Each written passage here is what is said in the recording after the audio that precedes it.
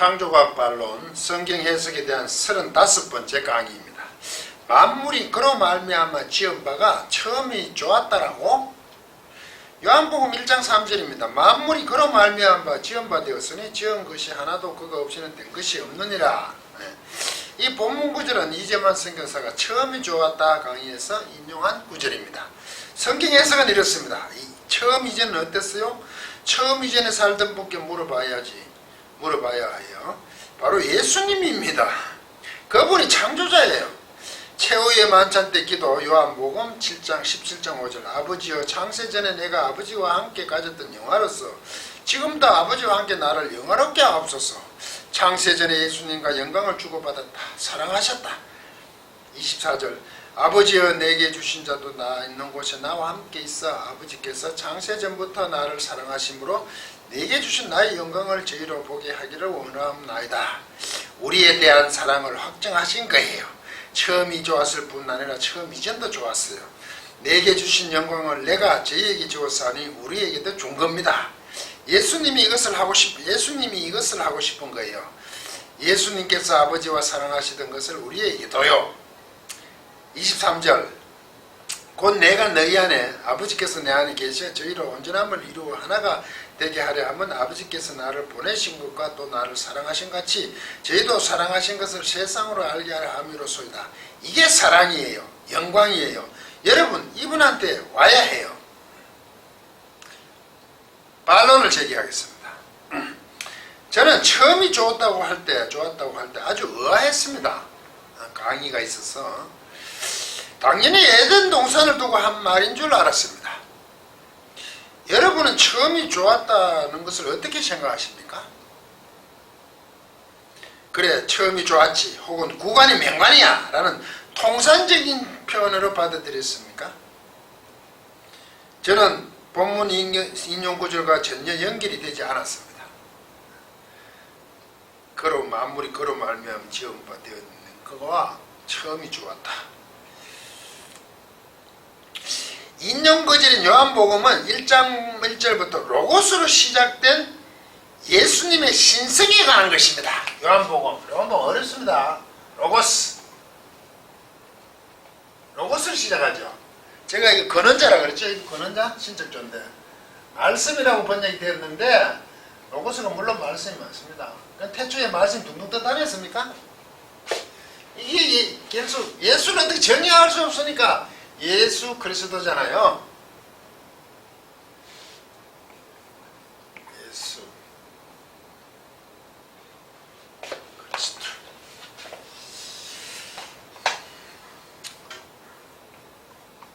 예수 그리스도. 이거 예수 소유격으로 제가 썼는데 안 그러면 옷을 써. 그리스도. 예수 그리스도. 로고스를 시작하죠. 태초에 말씀이 계시냐. 그거 참 말씀으로 번역하지 말고 저는 그냥 로고스로 두었으면 좋겠다고 강의를 올린 적도 있습니다.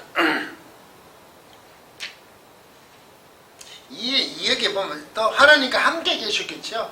그로고스, 소로고스, 앤 있었죠. 프로스 투세온 하나님이 향하에 있습니다. 그리고 그분은 하나님 신성이죠. 앤 세우 투세우가는 그냥 세우로 됐습니다. 호로고스 투세우 정관사가 없습니다. 하나님이 신성을 가지셨다. 신성 신적 존재임을 표현하는 거죠.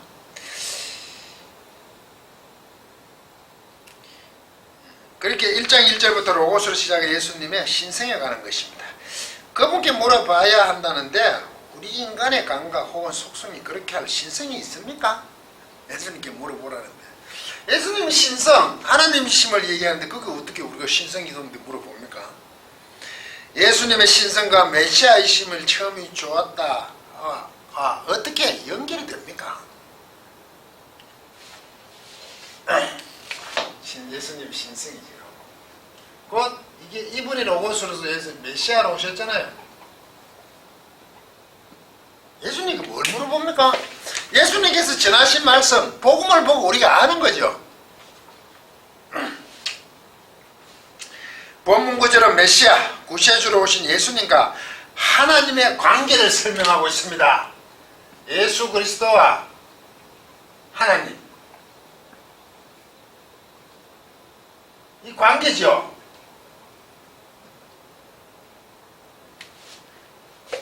그런데 메시아 예수 그리스도 메시아니까 성부와 성자의 관계죠. 그런데 예수라는 이름 자체가 구원자이신데 창조주라고 하면 어떻게 합니까? 물론 창조하신 맞죠. 이게 지금 뭐냐면 삼위일체도 이게 창조가 아니잖아요. 지금 일체 부분을 얘기하고 있습니다. 맞죠? 성부, 성자, 성령이죠. 로고스가 삼위, 로고스가 오셨는데 일체로서 성부, 하나님과 함께 계셨다지만 하나님을 향해 있었고 그분은 호로고스 앤 세우, 신성을 가지셨다 이거죠. 신적. 지금 이걸 설명하고 있죠. 이게. 근데 결국 로고스는 성자죠. 그러면 예수 그리스도를 성자라 그러면 성령도 창조주라고 얘기해야 되는 거 아닙니까? 그 논리라면 지금 일위일체를 얘기하는 거죠.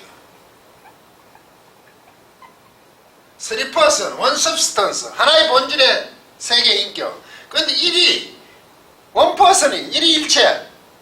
그러면 이게 신론에서 아주 심각한 거죠. 일위일체. 이단 축에도 못 들지 이러면.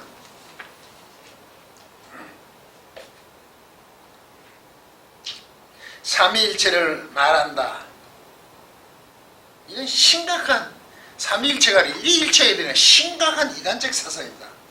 그리고는 여러분은 예수님께 와야 한다고 하는데 무슨 적용이 이렇습니까? 예수님께 오라는 얘기입니까? 이게 하나님 예수 그리스도 로고스의 신성 하나님과의 관계성이잖아요. 그분 오신 메시아다. 그 얘기를 그 말씀을 하는 요한복음 두고 뭐 하나님께 와야 합니다. 뭐 이런 적용을 합니까? 성경 해석에서 모든 게 적용되는 게 아니단 말이죠. 이 큐티의 위험성입니다. 모든 걸 적용하는 거예요. 삶 속에서. 그래서 큐티 교재들이 전부 적용되는 것만 찾다 보니까 성경이 편향되는 거죠. 그래서 저는 큐티를 권장하지 않습니다. 물론 성경 말씀대로 살겠다는 의지는 인정하지만 자기 수준에서 성경을 보고 자기 수준에서 행한단 말이죠. 그래서 위험하다는 겁니다. 정말 자기 마음대로 해석하려는 창조과학은 신학이 없다는 겁니다. 일위일체. 강의 영상 창조과학 반론, 창조과학의 불편한 진실 1, 신학은 있는가를 참고하시기 바랍니다. 신학이는 하나님을 아는 거거든요. 함께 인용한 구절을 살펴보겠습니다.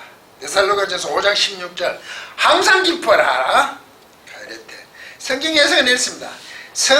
세상에서와 성경에서는 다르다. 세상과 성경은 다르죠. 목적이 다르죠. 방향성. 유학생들 학위 받고 취직하는 것이다. 학위 받고 기뻐하는 건 못 봤어요.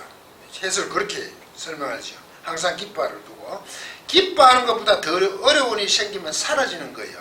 성경에서 기뻐하라 리조이스라고 써놨어요. 하이라테. 그런 것은 정말 기쁨이기 때문에 이 세상의 어려움도 기쁜 거예요. 얼추 맞는 거기도 합니다. 기쁨이기 때문에 이 세상의 어려움도 기쁨이라. 근데 조금 이상하게 합니다. 예수님이 기뻐하셨을까요? 십자가에 가능하다면 옮겨달라고 하셨죠. 이제 그 다음에 중요해요. 내 뜻대로 마시고 세상이 원하는 기쁨과 하나님을 기뻐하는 것이 좋겠어요? 결혼 하나만 놓고 125일 새벽 기도해서 한국에 와 만난 지 3주 만에 결혼했다. 자기 얘기하는 거예요. 이재만 선교사. 기도해 보세요. 세상에서 기뻐하는 게 아닙니다. 이 세상에서 기뻐하는 게 아니다. 이 말은 세상에서를 어떻게 쓰게 될지 좀 분명하지 않은데요. 그럼 성도는 세상에서 기뻐하는 게 아닙니까? 세상을 목표로 해서 기뻐하지 않는 겁니다. 세상에서 기쁨도 있을 수도 있고 없을 수도 있겠지만 예수님 때문에 행복하기 거지없어. 그게 있어야 해요. 예수님 때문에 행복해요. 내가 사랑하는 것보다 더 사랑하는 것 갑자기 처음이 좋았다. 예수님 때문에 행복한 건 맞아요. 예, 복음 때문에 행복한 건 맞아요.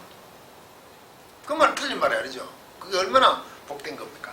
근데 야고보 5장에 보면 산산수훈에 심령이 가난한 자는 복되다는 거 있죠.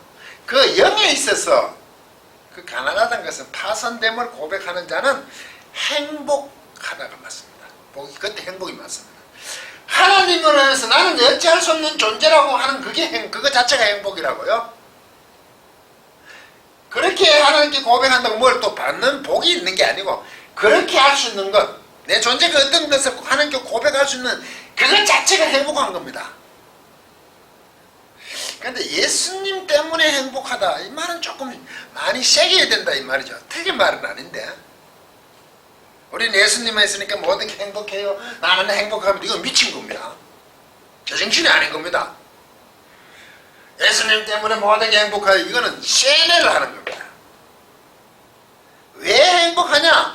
하나님 앞에 예수님 때문에라는 거다. 예수 그리스도의 이루는 십자가 사역, 인간이 어찌 할 수 없는 하나님의 일방적인 십자가 사역, 죽으시고 부활하신 그것을 주심으로 우리에게 베푸는 은혜, 그것 때문에 행복한 겁니다. 그래서 사랑을 받고 있잖아. 그런데 그냥 예수님 때문에 행복하다? 잘 새기시길 바랍니다. 우리 부부는 처음이 좋았어. 고동부는 처음이 좋았어. 처음이 좋아서 반복하는 이유는 우리가 왜 처음이 좋았어? 왜? 죄 때문에. 죄가 없으면 날마다 좋았지. 이게 예수님 때문에 행복하다 그러고 죄가 없었기 때문에 행복하다 그래요. 지금 예수 믿는 우리가 죄 없습니까?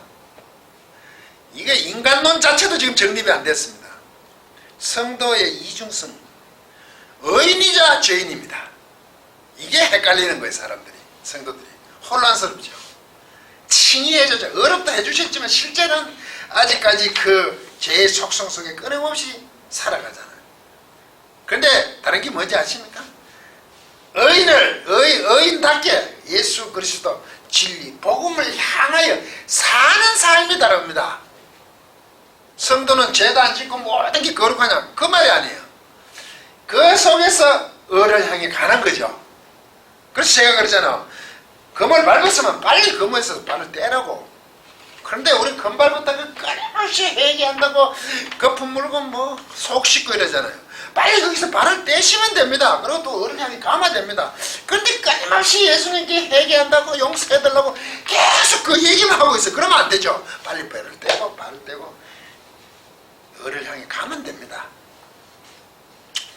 절묘한데 제가 반론을 제기하겠습니다. 16절부터 보겠습니다. 항상 기뻐하라. 쉬지 말고 기도하라. 17절. 18절. 범사에 감사하라. 이것이 그리스도 예수 안에서 너희를 향하신 하나님의 뜻이랍니다.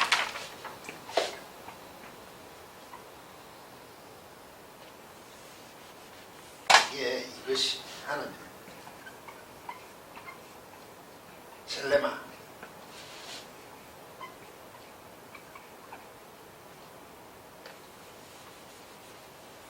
하나님 뜻.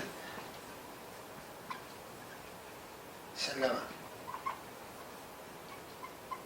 하나님 뜻이랍니다. 하나님의 계획이라고요. 하나님 작정하십니다. 뜻이라 그러니까 단순해 보여요. 항상 기뻐하고 쉬지 말고 기도하고 범사에 감사하는 이게 하나님의 뜻이랍니다. 하나님의 계획이랍니다. 왜냐하면 까르가 있습니다.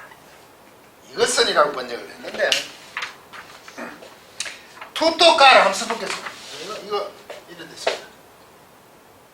투또 까르 셀레마 세우 하는 엔 그리스도 예수 에이스 예수 에이스 휴마스 까르 왜냐 항상 기뻐하라. 10절 쉬지 말고 기도하라. 계속 항상이지 쉬지 말고 범사에 모든 일에게 감사할 수밖에 없어. 왜냐하면 이것이 이것이 하나님의 뜻, 하나님의 계획이에요.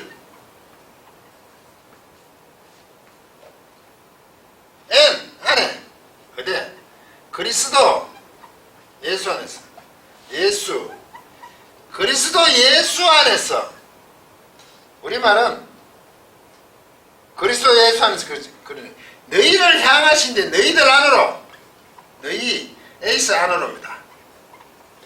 이것이 하나님 뜻이 이것이야. 이것이 뭐냐면 예수 그리스도 예수 안에서 너희들 안으로 하나님 뜻이라고. 동사가 없죠 이게? 에이미 동사를 쓰면 되겠죠. 에이신 동사 빠져도 관계없죠. 너희들 안으로 이것이 항상 기뻐하고 쉬지 말고 기도하고 범사에 감사하라고 하는 그 명령 이것이 하나님의 뜻 하나님의 계획이요. 예, 그리스도 예수 안에서 누구 너희들 안으로 너희들 향하라고 그러지만 향하시려지만 너희들 안으로 이게 항상 뭐가 있다고요? 기뻐하고 기도하고 감사하는 게 하나님의 계획이란 말이죠. 정리하면 이렇죠. 기뻐하고 감사하고 기도하고 감사하는 것은 하나님의 뜻, 계획, 의지입니다. 이 뭐죠? 즉 하나님께서 우리에게 그렇게 하도록 하신과 우리가 그렇게 하죠. 항상 기뻐해야 되고 쉬지 말고 기도해야 되고 범사에 감사해야 되죠. 그렇게 하심과 함께 그분의 뜻, 의지, 계획이므로 반드시 그렇게 하나님께서 이루어내시겠다는 것입니다. 예수 때문에 행복해요. 예수 때문에 항상 기뻐하고 쉬지 말고 기도하고 늘 감사하고 예수 때문에 이런 말이 아니라 우리로 하여금 그렇게 하게 하는 존재죠. 성도는 아울러 그것을 하나님께 의지 계획 뜻이니까 하나님께서 그렇게 만들어내고야 말겠다는 하나님의 작정하심입니다. 그래서 우리는 항상 기뻐합니다. 항상 기도합니다. 모든 것 범사에 우리가 감사할 수밖에 없습니다. 왜? 그분이 그렇게 해주시기 때문입니다. 이걸 자기가 할 수 있는 것으로 만들어버려요. 그냥 예수님 때문에 기뻐요. 그 제정신이 아니죠. 자꾸 그러면 그렇게 하도록 하시고 하나님께서 그렇게 이루어 주시겠다. 그게 성도의 부름입니다. 그 과정이 기쁨만 있겠습니까? 하나님께서 항상 기뻐하라 쉬지 말고 기도하라 범사에 감사하라 이 말씀을 하신 이유가 뭐죠? 성도의 앞길에 항상 기쁨만 있습니까? 그냥 우리는 예수님 때문에 기뻐요. 그 말 아니죠. 이게 감당할 수 없는 인간적인 고통일 수 있죠. 세상에서 성도인데 기쁜 일이 아니잖아요. 세상은 하나님을 거부하잖아요. 그런데 세상에 살아가려니까 항상 부딪히는 거 아닙니까? 희생하고 봉사하라 그러면 우리 그거 많이 어리석다.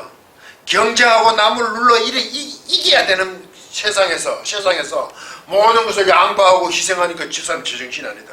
바보다 그러죠. 비웃죠. 그래서 또 자꾸 기도. 왜 하시지 말고 기도해야 되죠? 그 세상을 살기 위해서는 우리 기도할 수밖에 없어요. 왜? 하나님의 의지를 이루려니까. 속된 말로 환장하겠다 이겁니다. 그래서 기도할 수밖에 없는 겁니다. 그래서 쉬지 말고 기도하라는 거죠. 그런데 그 모든 것들이 범사에 감사할 수 있는 것이요. 모든 것이 합력하여 선을 이룬다 할 때 해피엔딩이라는 것이 아닙니다. 모든 일들이 성도에게 있어서 항상 거룩 안으로 있어. 거룩 안으로 있습니다. 안으로. 그 목표는 거룩, 구별됨을 위해서 있다는 겁니다. 성도가 어렵고 기쁘고 여러 가지 그 일들은 모두 우리의 거룩을 위해서 함께 일한다니까 자꾸 해피엔딩이라는 건 아니죠. 해피든 불행이든 그것은 우리 성도로 하여금 거룩을 향하게 합니다. 거룩하게 만든단 말이죠.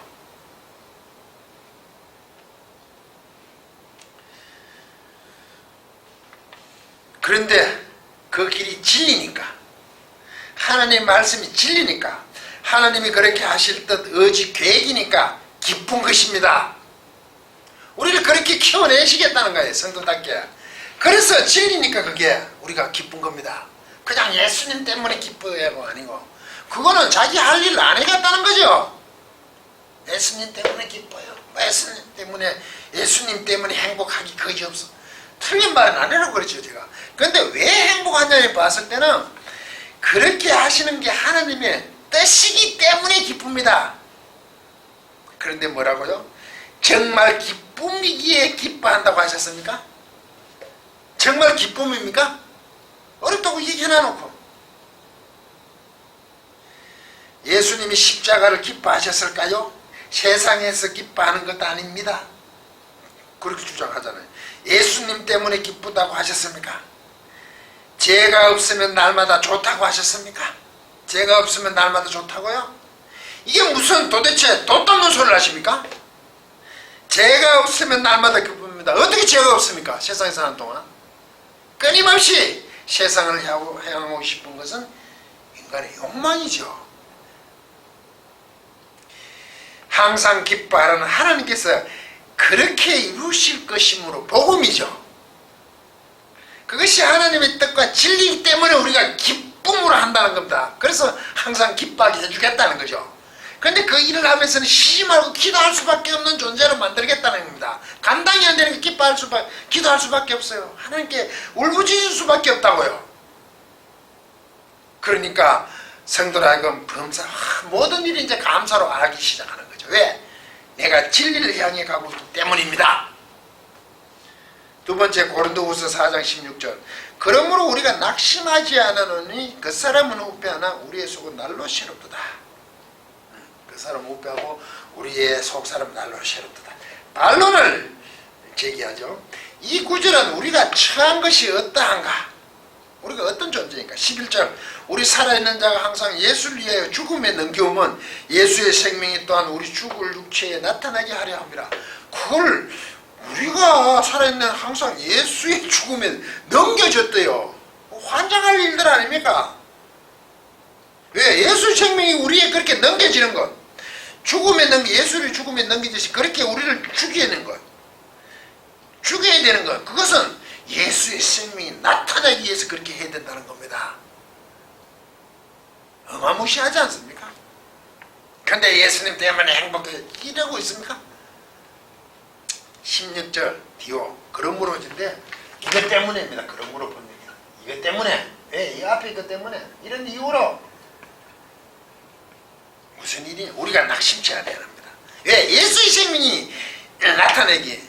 우리가 저 죽음에 명령을 따르면서 그런 죽음의 육체에 있다 할지라도 예수의 생명이 나타나는 것 이것 때문에 우리는 낙심하지 않는 겁니다. 그래서 믿음의 선조들은 그렇게 사자가 우리에 들어가서 지켜 화형을 당하고 죽고 가셨단 말이죠. 왜? 그게 진리이기 때문에 그 죽을 육체에 의해서도 낙심할 수가 없어. 왜? 예수의 생명, 예수님으로부터 주어지는 그 생명을 나타내기 때문입니다. 그래서 낙심하지 않는데 도리어 낙심하지 않고 어떻게 된다고요? 그 사람은 후패하나 우리 속은 도리어 어디? 속은 날로 새롭도다. 우리 육체적인 모든 것은 죽음에 내놓는다 할지라도 표현이 좀 이상합니다만 영적인 하나님을 향해 있어서는 항상 새로움이라는 거죠. 그 핍박을 그래서 견디내는 겁니다. 핍박이 없어 예수 때문에 행복합니다. 나는 행복합니다. 쇠뇌하는 거 아니에요. 그것을 알고 나는 행복합니다. 그러면 괜찮겠죠. 우리가 보배를 질그릇에 가졌다. 우리는 보배인데 질그릇에 갖고 있습니다.